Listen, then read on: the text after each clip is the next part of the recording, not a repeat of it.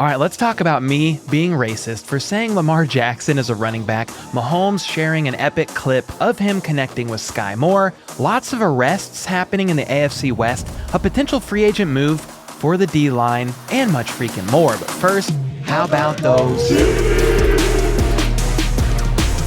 What's up, guys? My name is Cole, aka the Cold Brew Chuggin', Rhyme Spittin', Red Beard Havin', Always Trollin', Never Cappin' Chiefs superfan, or sometimes known simply as Arrowhead's Red Bearded Ranger, and I do daily news about the Chiefs and the NFL overall, so go ahead and make your day by subbing if you're new, hit that like button if Mahomes throws prettier balls than Tua, and let's get into this video starting with something new that I learned yesterday, and what I learned is this.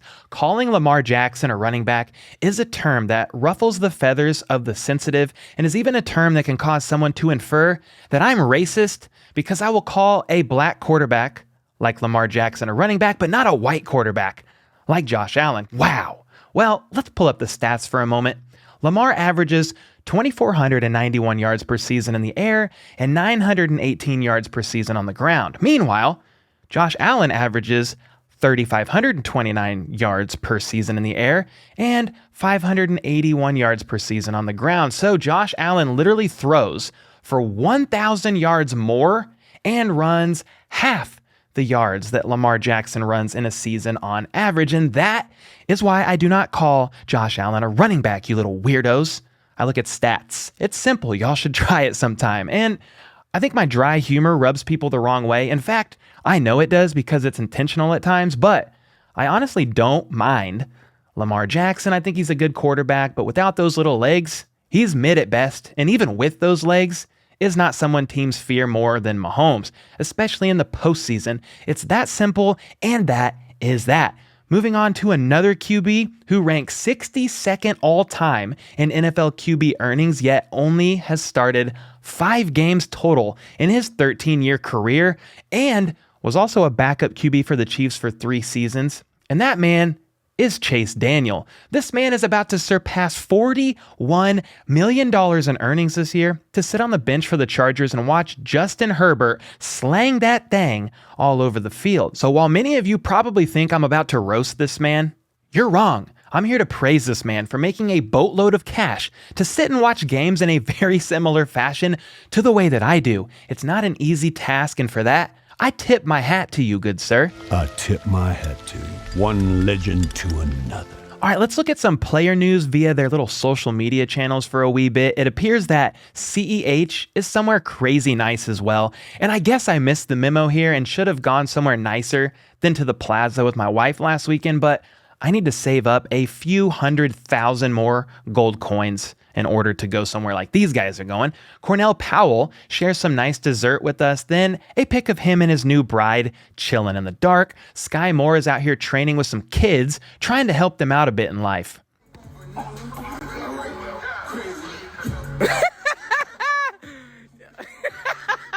Look at that, a diving catch. Lonnie Johnson Jr. is a sick man, literally, filming a guy who is throwing up after their workout and laughing about it, which is kind of sick, but honestly something I would probably do as well. Wide receiver Omar Bayless is in the gym, possibly working out, but not 100% sure there. Joshua Kendo is chilling in Miami, about to hop on a scooter. Jet McKinnon is playing sand volleyball and letting people wear his Chiefs helmet. What a nice guy. And then Mahomes is out here working while those dudes back there just stare at him. And I'm not sure what they're looking at, but let's just say it's a bit suspect. What are you looking at? And on the subject of Mahomes, he shared an alternate clip of him connecting with Skyy Moore the other day, and all I can say is, what a freaking grab. Man, incredible. And when watching this from the other angle a couple days ago, it's hard to tell how awesome this catch really is because of the speed of the clip, yes, but also because Shane Buechele, the arm-waving lunatic, is right in the freaking way. Shane did at least acknowledge the fact by saying, old dude needs to get out of the way, and to that I say yes. Yes, you do, Shane, but good job doing what you were told and waving those little arms. Anyway, between these two angles, you can tell a couple of things. One, I think Mahomes is still a bit used to throwing to his taller receivers, but 2, it didn't matter because it seems to me that Skyy Moore has hands that are literally made of glue. And I read a comment somewhere on this post that Mahomes shared that said, if that was a throw to Tyreek, it would have been tipped for an interception, which is kind of messed up. but kind of funny at the same time. To hit you right in the breadbasket on the run. I wanted to hit me right in the breadbasket, just like I did in the Buffalo Bills game. I found an interesting graphic that I want to bring to your attention so that you are aware and in the know, because knowledge is power. So let's talk about which NFL teams have the most arrests since the year 2000, because I learned some surprising things when researching this. And the first thing I noticed is that the Chiefs have the 4th most arrests in the entire NFL since the year 2000 at a total of 40. Then the Bengals at 50, the Broncos at 54, and the Vikings at 55. So hey, while the Broncos have lost to the Chiefs every game since like 2015, they finally have a list in which they come out on top. So good job, Broncos. 14 more arrests. That's pretty good stuff right there. The next thing about this list that really surprised me is the fact that the Raiders were not the #1 team on this list. I'm actually very surprised by that. Not even close on this list, actually. They were ranked 22nd overall with only 25 arrests since 2000, and then the Chargers are just above them at 20th overall with 27 arrests. A couple more interesting things to note is that the top 5 positions to be arrested since the year 2000 are defensive tackles, running backs, cornerbacks, linebackers, and the highest leading arrests have been by, surprise, surprise, wide receivers. Very interesting. And then if we look at arrests by division, the AFC West fell short by a total of 3 arrests, narrowly missing the #1 spot with 146. The AFC North is actually the top division with a total of 149 arrests. And if I pull up this graphic to show you the teams in the AFC North, yeah, that makes complete sense if you ask me.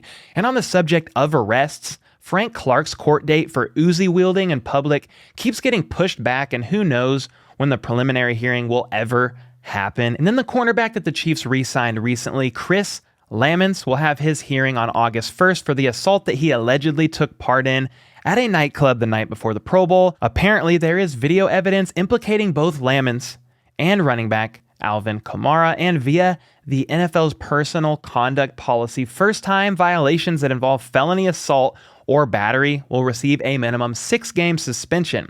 The league typically waits for the legal process to play out before handing out suspensions, but it's likely that Lammons faces a suspension as early as this season. If a suspension is handed out ahead of the regular season, Lammons is still permitted to practice with the team at training camp and play during preseason games. So maybe that's a big reason why Lammons is back as a training camp body in the midst of some other cornerback injuries going on with the Chiefs. I'm not 100% sure, but either way, a bad look in my basement sitting opinion, and I'm a little concerned. As a matter of fact, I'm really more than a little concerned. And then PFF released an article recently highlighting a move that all 32 teams in the NFL should make prior to training camp, and I want to highlight a couple things that stood out to me. First, they said that the Denver Broncos should sign former Chiefs linebacker Anthony Hitchens, which I found interesting and honestly could be helpful for the Broncos, especially considering Anthony Hitchens used to run the Chiefs defense. That could be helpful. So please don't do that, Broncos. I don't like that idea at all, actually. And then the author of this article said the Chargers should sign offensive lineman Darrell Williams. And I'm not going to lie here, there is way too many guys named Darrell Williams in the NFL, because they're not talking about the Chiefs' former running back Darrell Williams, who is now with the Cardinals, nor are they talking about the Chiefs' former center Darrell Williams, who signed with the Patriots. But they're talking about Darrell Williams, the guard who plays for the Buffalo Bills. Anyway, the Raiders' recommendation from this article was simple: to trade Derek Carr for Baker Mayfield and send Patrick Mahomes' son to the Browns so he can lead them to the playoffs and lose in the very first round, remaining winless in the postseason and filling in for Deshaun Watson, while that interesting guy is indefinitely suspended this season. All right, no, they did not say that. Y'all know Derek Carr is a better QB than Baker Mayfield. Let's not kid ourselves here. We don't like the Raiders around here, but we're also not idiots. Anyway, their real recommendation in this article for the Raiders is to sign linebacker Dante Lowtower. See what I did there? And then finally, their recommendation for the Chiefs, drum roll please. That's your drum roll? Is to sign edge Carlos Dunlap. Ding, ding, ding. We have a freaking winner. Hello. Someone recently asked me for a free agent left that I think the Chiefs should sign. And honestly, off the top of my pea-sized brain, I didn't even realize Dunlap was still available. PFF says this about Dunlap coming to KC. The Chiefs lost Melvin Ingram III to the Dolphins in free agency. Yeah, it seems like that theme happened a lot this season, actually, and are currently set to start Frank Clark and rookie George Karlaftis on the edge. They could use another rotational rusher, and Dunlap, 33 years young, sort of young, I guess, was efficient for Seattle last season with a 72.1 overall defensive grade, 15.3% pass rush win rate, and he's received interest on the open market and is deciding on the best fit per a source.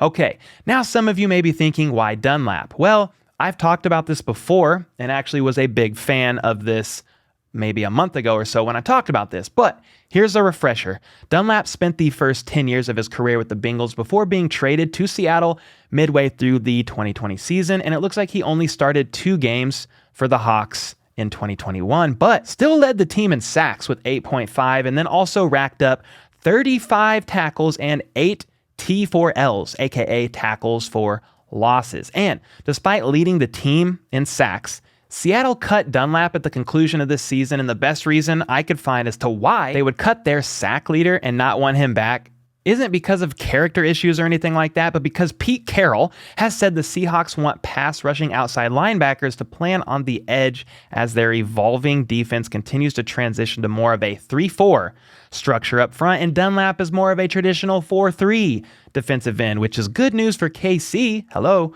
I say hello a lot. Goodbye. If they indeed want to add a veteran pass rusher to help the lineup, I think this could be their guy. He only had half a sack less than Chris Jones last year and nearly double the sacks that Frank Clark had. Frank had a whopping total of 4.5 sacks, yet got paid like he was supposed to have at least 14.5 sacks. And by the way, he didn't record his first sack until week 8. I know he was dealing with injury, but still, we're paying this man a lot of money. Anyway, here we are again, back to kicking the tires on the Carlos Dunlap idea. The last time I spoke about him, someone said that based on the performance of previous players we've acquired from the Seahawks, like Frank Clark, for example, they'd never take someone from Seattle ever again.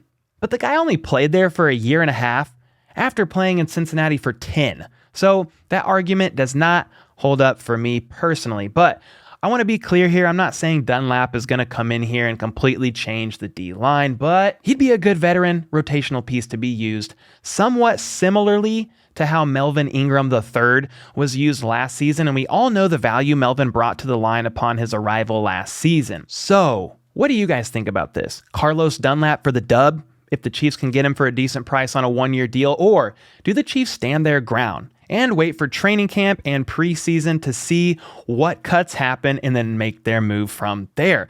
Let me know your thoughts on that down in the comments, and let's talk about it, because I think most of us would be in agreement of the fact that the Chiefs need some additional D-line help, whether that's Dunlap or someone else. I'm not sure it matters. Okay, I wanted to give a quick shout out to Hannah Grassi. Hopefully that's how you pronounce her last name, who sent over a $5 super thanks style cup of coffee and said, "Here's a coffee for you. Well deserved. And since my brother watches you every day, I'm going to say hi to him too. Hi, DJ. Love you." She said that, DJ, not me. Well, thank you for the super thanks, Hannah. I appreciate that a ton. And DJ, I hope you have a good freaking day, bro. I wanted to let you all know also about a little secret that's not a secret any longer. I have not one, not 2, but 3 t-shirt designs coming, and hopefully we'll have them up and available for sale this month, because today is the 1st of July, so sometime in July they should be up and ready for sale. And one of them says "Let's freaking go." I'm pretty stoked about that. Another one may or may not have my beard on it and my face a little bit. You'll see. It's going to be awesome, but stay tuned for that, and make sure to leave a bearded comment or a super thanks to potentially be featured in my next vid. Sub for more content like this, and check out this video here, which is a 7-minute interview with Skyy Moore, our new rookie wide receiver that dropped yesterday from a man that goes by the name C. Hendo. And until next time, let's go. Let's freaking go. How about those?